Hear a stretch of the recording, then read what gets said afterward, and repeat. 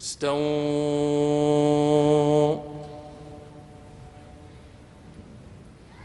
استقيموا واعتدلوا تقاربوا وسدوا الخلل. الله أكبر. الحمد لله رب العالمين الرحمن الرحيم مالك يوم الدين إياك نعبد وإياك نستعين اهدنا الصراط المستقيم صراط الذين أنعمت عليهم غير المغضوب عليهم ولا الضالين آمين.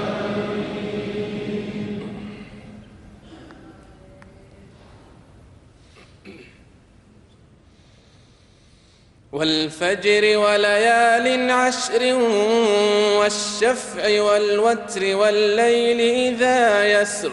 هل في ذلك قسم لذي حجر ألم تر كيف فعل ربك بعاد إرم ذات العماد التي لم يخلق مثلها في البلاد وثمود الذين جابوا الصخر بالواد وفرعون ذي الأوتاد الذين طغوا في البلاد فأكثروا فيها الفساد فصب عليهم ربك سوط عذاب إن ربك لبالمرصاد فأما الإنسان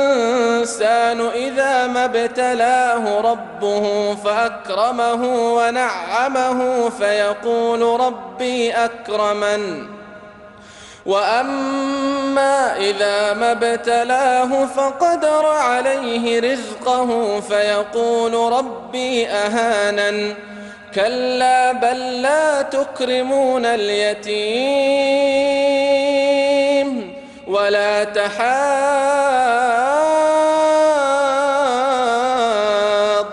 على طعام المسكين وتأكلون التراث أكلا لما وتحبون المال حبا جما كلا إذا دكت الأرض دكا دكا وجاء ربك والملك صفا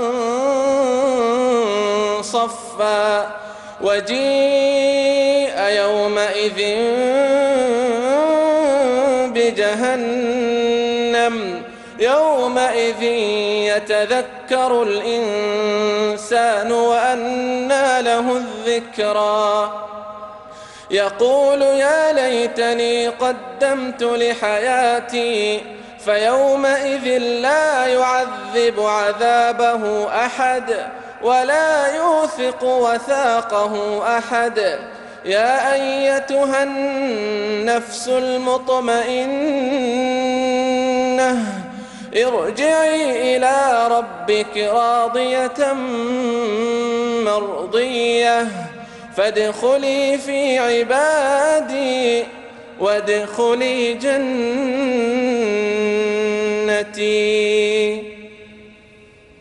الله لا أقسم بهذا البلد وأنت حل بهذا البلد ووالد وما ولد لقد خلقنا الإنسان في كبد أيحسب أن لن يقدر عليه أحد يقول أهلكت مالا لبدا أيحسب أن لم يره أحد ألم نجعل له عينين ولسانا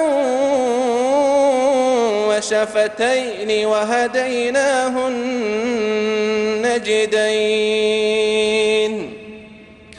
فلاقتحم العقبة وما أدراك ما العقبة فك رقبة أو إطعام في يوم ذي مسغبة يتيما ذا مقربة أو مسكينا ذا متربة ثم كان من الذين آمنوا وتواصوا بالصبر وتواصوا بالمرحمة أولئك أصحاب الميمنة والذين كفروا بآياتنا هم أصحاب المشأمة عليهم نار مؤصدة. الله أكبر.